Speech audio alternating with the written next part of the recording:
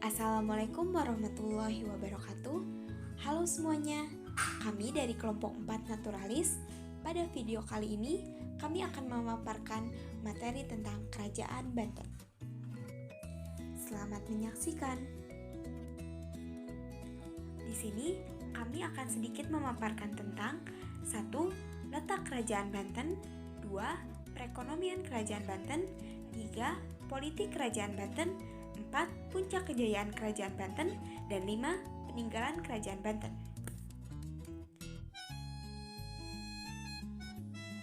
1. Letak Kerajaan Banten.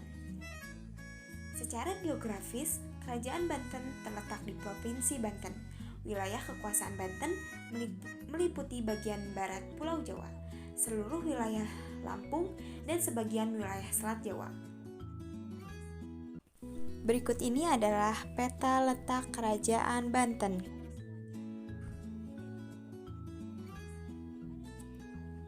Berikut adalah bentuk bangunan Kerajaan Banten.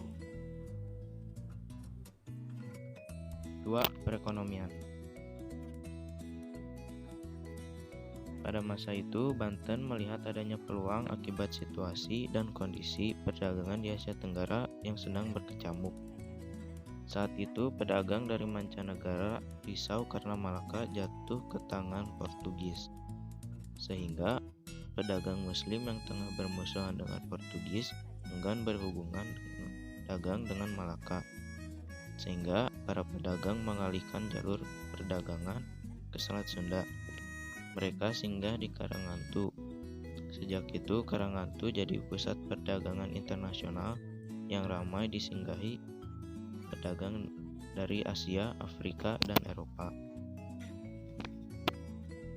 Monopoli atas perdagangan lada di Lampung menempatkan penguasa Banten sekaligus sebagai pedagang perantara, dan Kesultanan Banten berkembang pesat menjadi salah satu pusat niaga yang penting pada masa itu.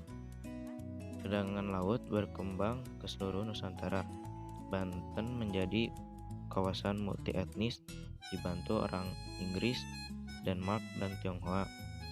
Banten berdagang dengan Persia, India, Siam, Vietnam, Filipina, Cina, dan Jepang. Selanjutnya ada politik. 1. Pada saat Kerajaan Demak berkuasa, daerah Banten merupakan bagian dari Kerajaan Demak. Namun, setelah Kerajaan Demak mengalami kemunduran, Banten akhirnya melepaskan diri dari pengaruh kekuasaan Demak. 2. Pada masa pemerintahan Sultan Hasanuddin, Kerajaan Banten berkembang menjadi pusat perdagangan. Hasanuddin memperluas kekuasaan Banten ke daerah penghasil lada. Lampung di Sumatera Selatan yang sudah sejak lama mempunyai hubungan dengan Jawa. Yang ketiga, di bawah kekuasaan Maulana Yusuf, Kerajaan Banten pada tahun 1579 berhasil menaklukkan dan menguasai Kerajaan Pajajaran Hindu. Akibatnya, pendukung setia Kerajaan Pajajaran menyingkir ke pedalaman, yaitu daerah Banten Selatan. Mereka dikenal dengan suku Baduy. 4. Kejayaan. Kerajaan Banten mencapai puncak kejayaan pada masa pemerintahan Sultan Ageng Tirtayasa 1651 sampai 1682. Ia sangat menentang kekuasaan Belanda. Sultan Ageng Tirtayasa sangat menentang Belanda yang terbentuk dalam VOC dan berusaha keluar dari tekanan VOC yang telah memblokade kapal dagang menuju Banten. Banten juga melakukan monopoli lada di Lampung yang menjadi perantara perdagangan dengan negara lain, sehingga Banten menjadi wilayah multi etnis dengan perdagangan yang berkembang dengan pesat. Akan tetapi, usaha untuk mengalahkan Belanda yang membentuk VOC dan menguasai pelabuhan Jayakarta mengalami kegagalan. Yang kelima, peninggalan Kerajaan Banten. Yang ke-1 ada Masjid Agung Banten. Sultan Maulana Hasanuddin, anak pertama Sunan Gunung Jati, mendirikan masjid ini pada tahun 1652. Peninggalan kerajaan Banten ini terletak di Desa Banten Lama, 10 km utara kota Semarang. Masjid ini memiliki kelengkapan berupa mercusuar. Ciri khas lain dari masjid ini berupa atap yang memiliki tumpukan 5 yang mirip dengan pagoda Cina. Dan memanglah masjid ini terdapat sentuhan tangan arsitektur Cina bernama pondasi masjid kurang lebih setinggi 70 cm. Hal ini berhubungan dengan cara Islam mengatur tempat suci selalu pada posisi tinggi. Pada bagian depan terdapat parit yang berfungsi sebagai kolam wudhu, dan kolam wudhu ini sering disebut juga dengan sebutan kula. Yang kedua ada Benteng Spilwijk. Pada tahun 1585, Kerajaan Banten membangun sebuah benteng. Benteng ini berfungsi sebagai pertahanan dari serangan laut. Benteng ini memiliki tinggi dinding sekitar 3 meter dan terdapat mercusuar pada bagian atasnya sebagai tempat pengawasan aktivitas pelabuhan serta pelayaran di Selat Sunda. Dalam sisi lain, ternyata di dalam benteng juga terdapat terowongan bawah tanah yang menghubungkan antara benteng dengan Keraton Surosowan dengan fungsi sebagai jalur pelarian Sultan beserta keluarganya. Yang ketiga ada Danau Tasikadi.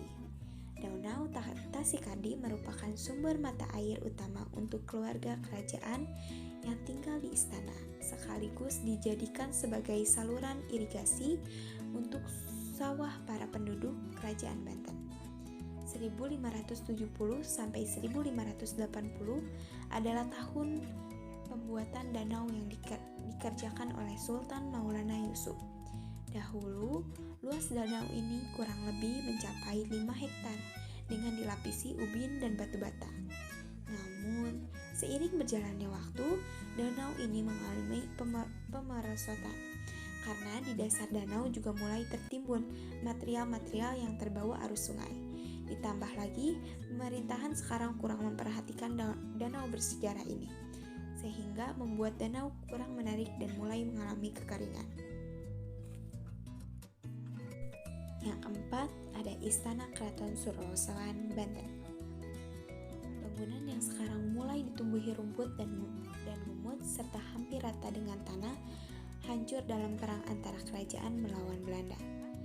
Bangunan keraton ini dulunya sangatlah indah dengan luas kira-kira 4 hektar yang terbuat dari susunan batu bata merah dan karang serta bentuk ubin yang unik berbentuk belah ketupat dan berwarna merah. Akibat peperangan melawan Belanda membuat bangunan keraton menjadi hancur. Yang tersisa hanyalah benteng setinggi 0,2 meter yang mengelilingi Keraton Surosowan dan sisa pintu masuk utama yang tinggal tumpukan batu bata merah dan bebatuan besar. Keraton Surosowan digunakan sebagai tempat tinggal para sultan kerajaan Banten seperti Sultan Maulana Hasanuddin 1552, Sultan Haji yang menjabat selama kurang lebih pada 1672 sampai 1687.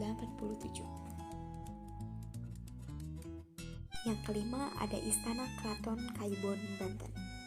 Keraton Kaibon Banten pada tahun 1832 bangsa Belanda atau Daendels merobohkan bangunan yang penuh cinta sejati ini. Keraton ini merupakan tempat untuk tinggal bagi Ratu Aisyah atau ibu dari Sultan Syarifuddin. Keraton tersebut memiliki pintu besar yang disebut sebagai pintu dalam, yang berposisi di sebelah barat ketika menuju masjid. Tidak hanya pintu besar, namun terdapat pula tembok yang berada di bawah pohon beringin.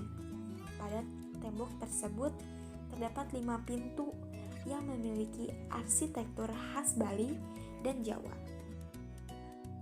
atau padu raksa dan bentar. Yang keenam ada Maryam Ki Amuk.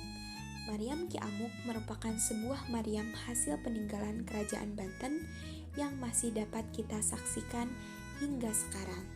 Dahulu Maryam ini terletak Keranggantu, namun namun sekarang sudah dipindahkan ke halaman museum. Maryam ini dulunya dijadikan sebagai senjata pertahanan maritim. Banyak sekali yang mendefinisikan asal-usul Maryam ini.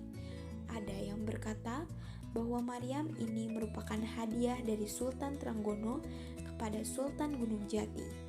Ada juga yang menyatakan bahwa Maryam ini adalah hasil rampasan perang melawan penjajah. Yang ketujuh ada Vihara Avalokiteshvara. Vihara Avalokiteshvara merupakan bangunan vihara, yaitu tempat bersembahyangnya bagi umat Buddha kala itu. Dan vihara tersebut diberi nama Avalokiteshvara. Bangunan vihara ini masih dapat berdiri dengan kokoh sampai sekarang. Terlebih lagi terdapat sebuah relief. Di dalamnya bercerita mengenai sebuah legenda siluman ular putih yang terpampang pada dinding-dinding bangunan. Dengan demikian, sudah sangat jelas bahwa walaupun kerajaan Banten merupakan kerajaan Islam, tetapi dalam hal toleransi antar warga biasa dengan pemimpinnya dalam hal beragama sangatlah tinggi. Dan yang terakhir ada mahkota Binokasi. Terima kasih atas perhatiannya. Semoga video ini bermanfaat. Maaf jika ada kesalahan kata. Sekian dari kelompok kami. Wabillahi taufiq wal hidayah. Wassalamualaikum warahmatullahi wabarakatuh.